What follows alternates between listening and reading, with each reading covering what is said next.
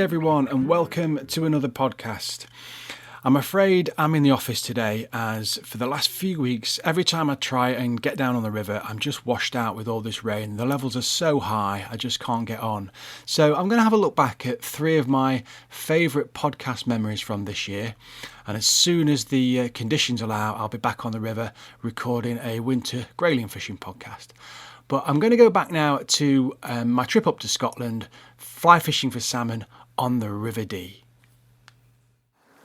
So I've got areas of pine forests on both sides of the river, and then some other trees as well that don't have the leaves. I'm not entirely sure what they are from over here.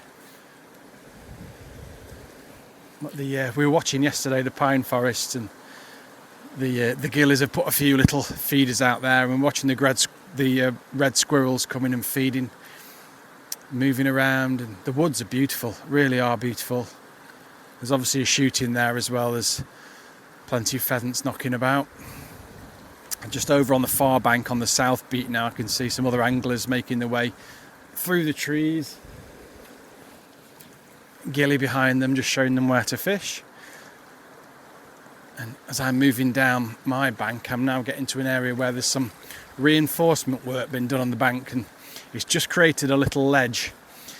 And the plan is to fish from that ledge, so I'm not having to wade. Makes casting a little harder, but I think it's the less worse of the two options. Right, let's move down. I think I'm going to get one more round of casting in before I move up onto this ledge. I've got a bit of a downstream wind blowing now, so I'm just going to have to just be aware of that with my spey cast, because I don't want to fly in the back of the head. Not the speed that this is going. Right, as this is swinging, I'm going to try and get down to this ledge, but the boulders are just a little greasy here. Reminds me of fishing on the Upper Derwent with that green snotty weed. There we go, I'm up on the ledge now.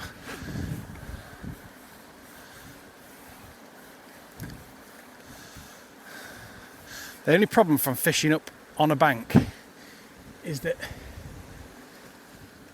the line doesn't, because the line's coming through the air more before it gets to your stripping fingers, it dries out and you end up with a sore finger from stripping. That cast going out nicely now. Anyway, I can get a good old cast right out into the middle of the river. And the secret here really is just to cover water. Keep covering and keep covering and keep covering water. These fish are running. Just a case of having your fly in the water as a fish comes past. Really, it's luck and numbers. It looks very fishy, this. Very, very fishy. Unfortunately, like many of the Scottish rivers, the Atlantic salmon numbers are declining rapidly and have done on this river. The River Dee is famous as a river that has spring fish. It was the spring river really, and they've pretty much lost their spring run now. You're getting more of a very late spring or summer run. So this time of year, normally this would be where everyone would be catching the spring salmon, but there was 6 fish caught on the whole of the Dee yesterday. That was reported anyway. None on here. As in years gone by, that would have been very, very different. But consequently, that means that the fishing's a lot cheaper than it used to be. Now let's see if we can get a pull today, eh? You've got to be an eternal optimist when you're a salmon angler. It's often years and years of perseverance before you get into your first fish. I remember my first salmon, and I can't remember how many years it took of fishing before I finally netted one. But it was a lot. And the gillie's just coming over now. Say hello.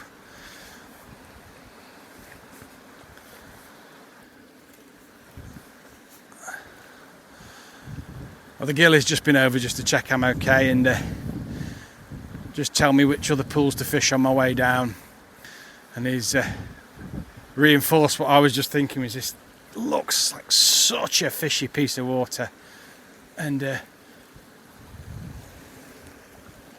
as we were chatting, we just saw a fish come out further up. But he said it looked like a kelt. I guess a lot of people listening to this podcast are probably trout anglers, so I will do a little bit of explaining about salmon fishing just to help you. So a kelt is a fish that's spawned, so a salmon that's come up the river and spawned and is still in the river, and before it makes its journey hopefully back to sea again. And we really don't want to catch kelts. It takes a bit of getting used to, a bit of understanding, but you know, they've travelled all this way, they've done the job, and we want to leave them alone and you know, give them some time to rest and hopefully head back down to sea to feed up and come back in a subsequent year and be even bigger. So when you see a catch return that says 0 for a beat of river, it doesn't mean to say there's no fish been caught. You might have had 5 or 10 kelts been caught, but they generally aren't recorded on a salmon catch return. What we're after is the holy grail of salmon fishing, is a springer. And a springer is a fish effectively not long after leaving the sea. That's what we want. We want a very sea fresh fish, bright silver in coloration, fat, hard fighting.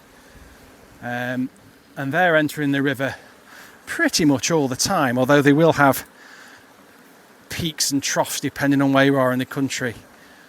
But they're certainly in the system at the minute. And ideally what we really, really want is a springer with sea lice on. So when the fish are in sea, when the fish are at sea, they have lice on them. And if we catch a fish with sea lice on, it shows it's just come out the sea. Those lice will fall off reasonably quickly after it's been in fresh water. But that's the holy grail of fly fishing. So if you do catch a kelt, the way to tell, it can be fairly hard for beginners, but they tend to be very thin.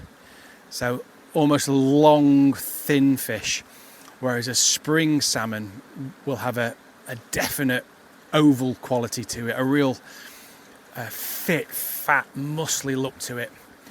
It'll look well proportioned, whereas a kelt can have kind of fairly large heads and tails and quite a thin body. And it's good to know the difference, because really if you do catch a kelt, you should be just unhooking it in the water as quickly as possible, not handling it and just letting it go on its way. And it's important to just put a little bit of time in to work out the difference between the two. Obviously, if you've got a gillie with you, then that's what they're. So that's the difference between your springers and your kelts. And then your salmon parr are your baby fish, so fish that have hatched from the eggs that have spawned in the river. They will live as parr for, well, it depends on the quality of the river. So some amount of years, anywhere between 2 and maybe even up to 4 or 5 years, depending on the availability of food. And then once your parr get to a certain stage, they will turn into smolts, and the smolt is the juvenile salmon heading to sea for the first time. So a few bits of terminology, but it's all part of the fun, learning about the life cycle. It is such a majestic fish, it really is. Such a wonderful fish to fish for, and such a wonderful environment to be in, and you meet some great characters. I think a salmon angler has a distinctive breed of person that's involved in salmon fishing, and it's someone who has a level of patience that I think maybe doesn't exist in other forms of fishing. I'll give you an example. I was fishing on the Tay last year, and a chap I was fishing with had fished for 14 days straight in Scotland, bar Sundays, because you can't fish for salmon on a Sunday. 14 days straight, and he'd not so much had a pull, and this is 8 or 9 hour days, and he was fishing behind me in a pool, hooked into a fish, first salmon in 2 weeks, and he had it on for about 10 minutes, and I put my rod down, and I couldn't get to him because he was over the other side of the river, but put my rod down. I thought, well, I'll just enjoy watching him bring this fish in, and I saw him starting to behave a bit strangely, and what had happened was the salmon had taken him round a rock in the river, and he said he had two choices. He could let the line go slack and see the salmon would work its way out, and obviously the danger of that is you take the pressure off the fish and the hook comes out, or he could try and pull, and hopefully he would pull the line free, and he went for option 2, and the loop on his tip snapped, and away went the fish. And after 14 days, one fish, you'd think, you know, what kind of person is going to kind of put up with that, and, you know, think how much that's cost. And he laughed about it. I watched him laughing. He was doubled up with laughter. He sat down, had a cup of tea, picked his rod up and carried on fishing. And I think there's, I mean, that's obviously an incredibly patient person, but you have to have an element of that within you when you're salmon fishing. Otherwise you wouldn't do it, because it's 95% despair and 5% elation. But I wouldn't go as far, that's an old saying, I wouldn't go as far as say it's despair. It's 95% enjoying your surroundings and 5% fishing. Right, I'm just about unsnagged there, and I'm going to just move a bit further down this wall here. The next podcast I'm going to revisit is summer nymphing. I remember this day vividly. It was a really hot day, and there'd been a thunderstorm during the night which I'd not cottoned onto, which had brought the river levels right up, which made for some really interesting conditions. I'm out on my local river today, one of the hottest days of the year, so I've got out there nice and early. We've had a big dump of rain last night, actually, which I kind of not put two and two together. There was some thunderstorms, so actually the river's up a bit, and there's a bit of colour in there as well. The plan is today is to do what I probably love doing the most, which is upstream nymph fishing. It's my favourite form of fly fishing overall for trout and grayling. I love upstream nymphing. It's what I was brought up on. It's in my blood. So I'm going to tackle some of these little swollen pools and riffles. A few dark clouds overhead still. Lots of greenery on the bank. Got trees on both banks. I'm looking upstream. I've got my 9-foot 4-weight rod here. About 10-11 feet a leader. And a Sawyer's killer bug on. Plenty of grayling in the river. It's just whether this big dump of rains will have put them down a little bit for this morning. So let's get some line out and get the old killer bug working upstream, and we'll see what happens. Start off with a few shorter casts. The sunlight's already starting to cut through the trees, and I can really feel the heat on the back of my neck.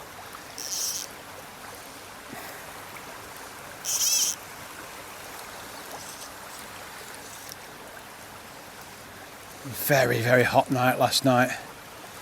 Actually, my plan initially yesterday was to go out to the coast and have a day's saltwater fly fishing on the east coast, but it was forecast not shy of 30 degrees, no cloud in the sky, and I just thought, you know what, I'm going to get absolutely cooked out on the coast, and you get all the sun's reflections bouncing up off the sea into your face, and it wouldn't have been the best fishing conditions, to be fair. I like it a little bit cloud and little bit darker skies and a little bit stormy when I'm saltwater fly fishing. It just seems to stir the fish up a bit. So I thought I'd come down on the river today, and like I say, I've just arrived and I've not put two and two together, and it's definitely a bit more water in there, and it is looking fairly coloured. So We'll just have to see.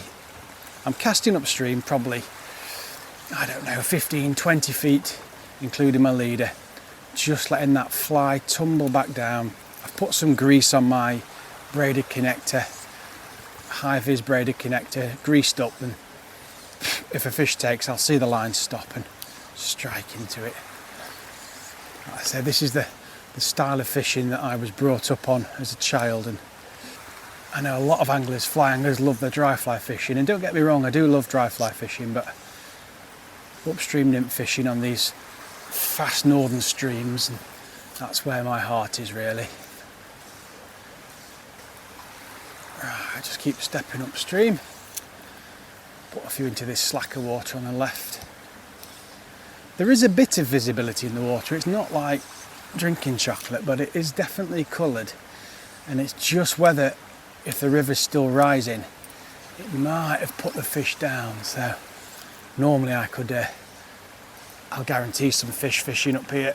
I don't think I've ever not caught in under normal circumstances, but it's just whether it's put them down. We'll have to see. Nothing hatching particularly, just a few midges on the river.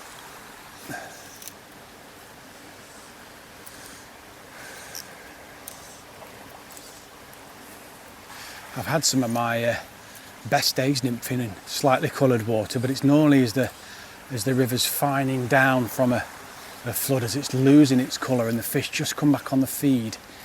That's normally a really good time to fish. I've had some cracking days fishing like that.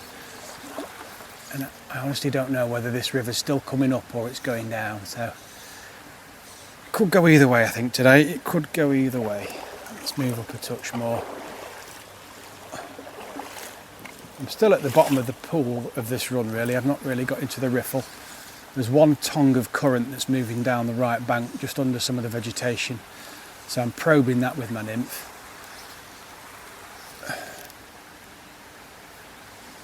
But I want to cover every inch of water here because I really don't know where these fish are exactly going to be. I know they'll be in this pool.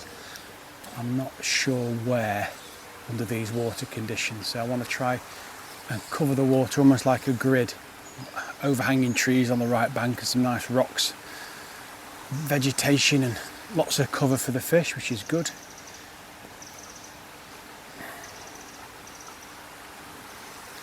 The sun's starting to come out now. It's very muggy and humid as well.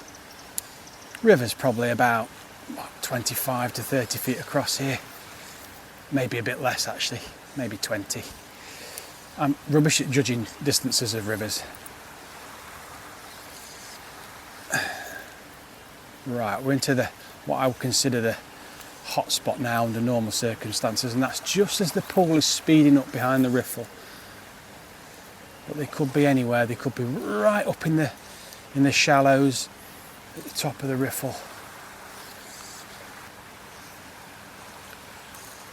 Right, let's take another step up river.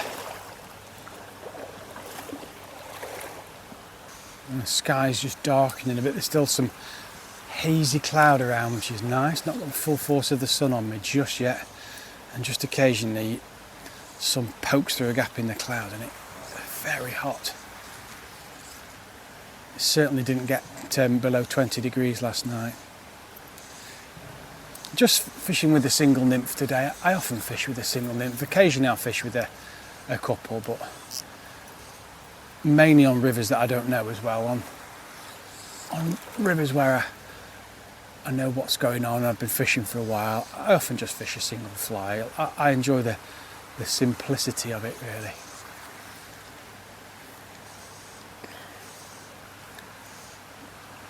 Right, let's take another step up.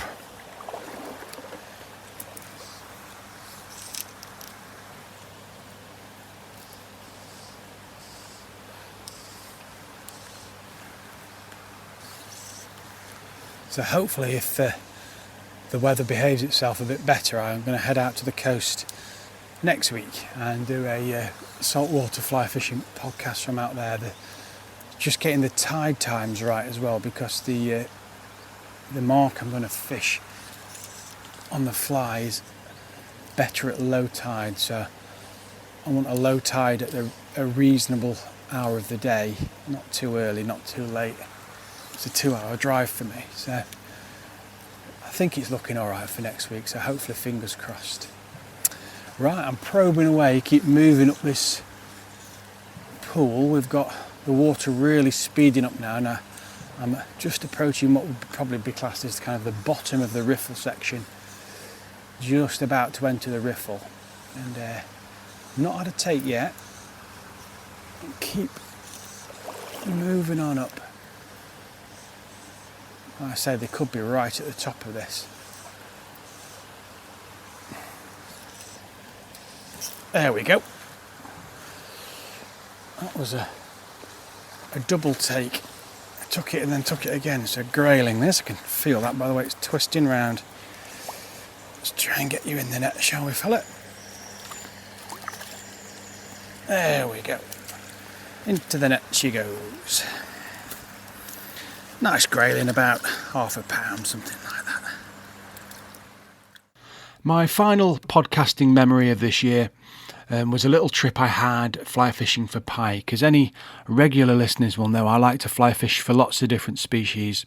And this particular day, I'd slogged it out with some big pike flies without much success, but I finally found an area with a few feeding fish, and I remember the atmosphere as being electric on the day. Right then, here's what we've done. So I've took off the great big pike fly, and I've put on a little perch special, which is about a 2-inch fly. It's white and red, and it's a great fly for catching perch, but it will also pick up some bonus jack pike as well. And I've left the wire trace on for that purpose, but the reason I've done it is that I'm going to now fish the neck end here, and it's very tight casting, so I need to roll cast, and that big old pike fly just won't roll cast, too big. So this allows me just to put out a nice roll cast and fish out amongst these weed beds. So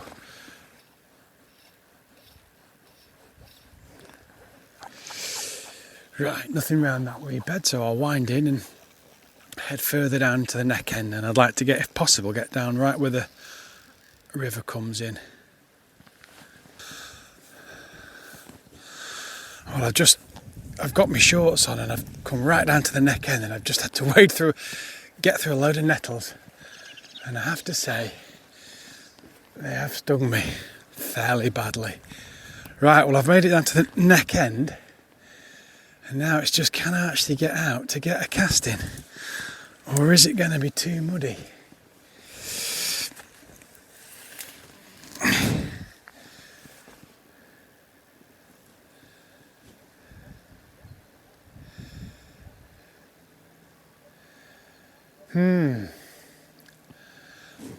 I don't think I can get a cast in there.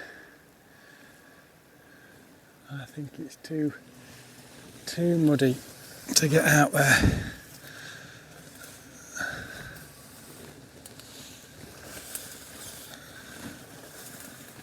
Looks ripe for a perch though. I could just get out there and have a cast, but I can't get close enough to it. Maybe head further up the river.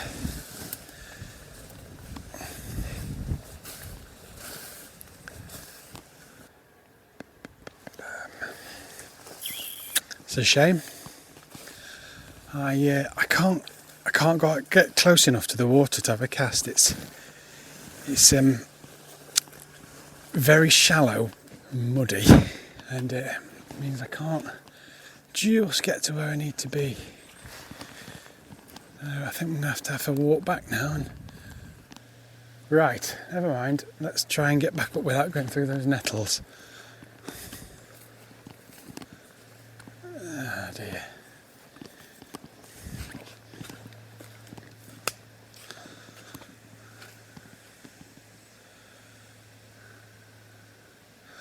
No, I'm going back up through the nettles by the looks of it.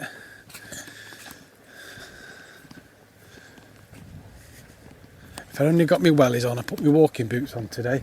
If I'd just got my wellies on, I'd just be able to get through there. Hey well, it's a bit of an adventure. Lots of wild mint here underfoot. As I tread back through it now, I can really smell the mint. It's very pungent. And that's the pleasing bit. The next bit after the mint is the nettles, and I've got 3/4 length shorts on, and yeah, making it a little bit interesting, to say the least. There we go.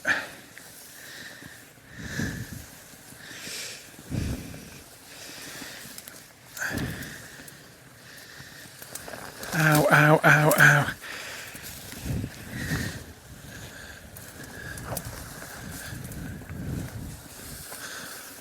It's like being 12-year-olds again and trying to get through the nettles to fish, stinging yourself silly on a summer's day.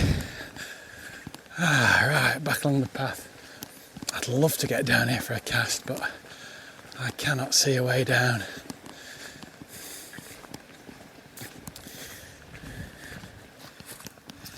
I've found a little cutaway. It's not ideal, but I can certainly get a roll cast out here and see if anything's lurking just in the shallows. Still got the little perch special on. Let's drop that out and then we'll give it a twitch.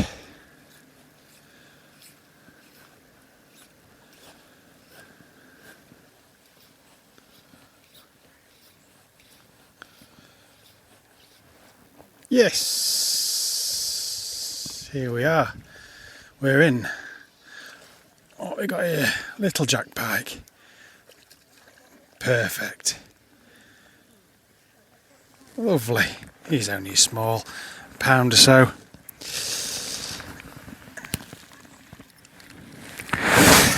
Lovely, and he's away.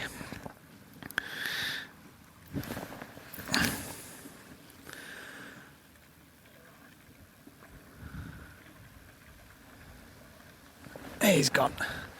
Lovely little jack pike, probably a pound or two, but very close in, just off the wee beds, exactly where I expected him. Smashing.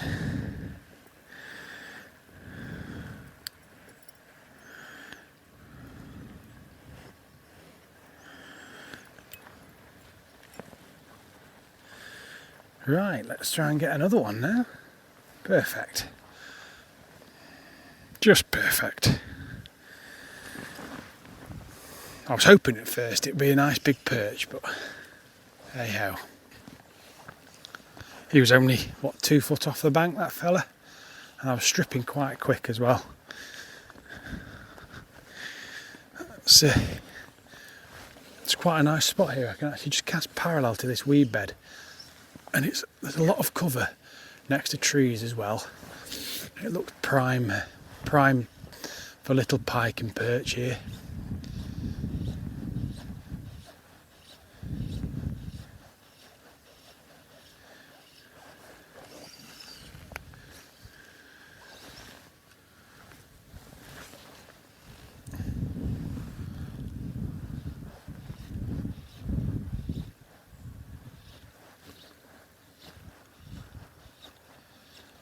Oh, and another take.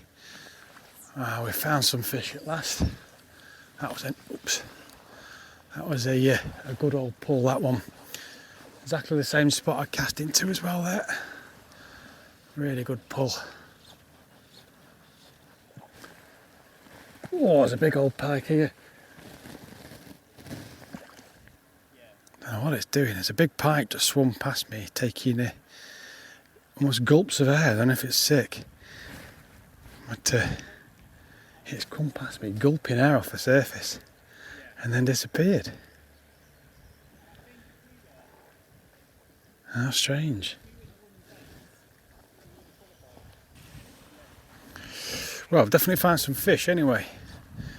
I had a good take. I've had a pike, and I've seen a big pike coming past me, but it was behaving very strangely.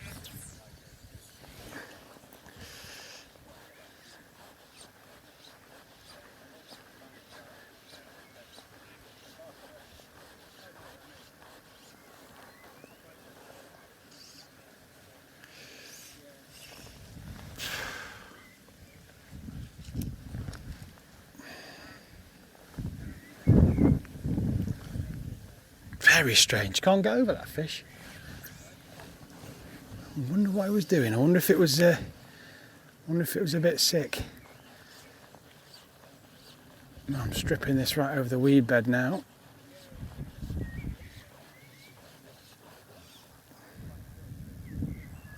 I picked up a bit of weed on that cast.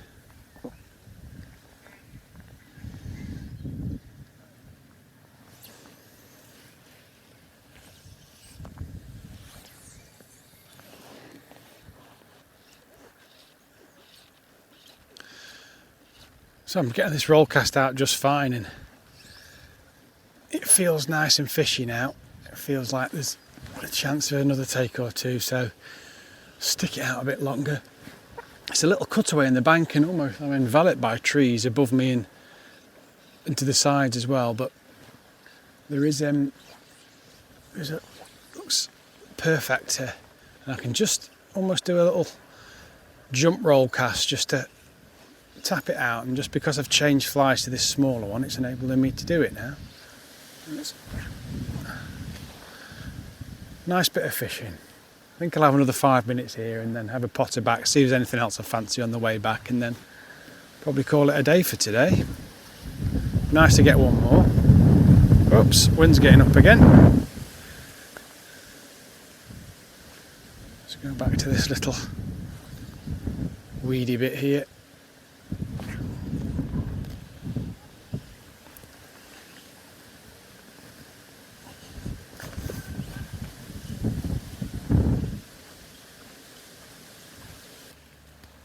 Right, I'll make this the last cast.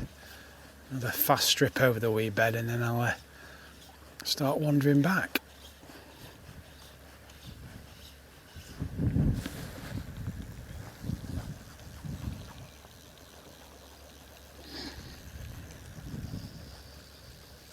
Oh! There's that big pike back again here.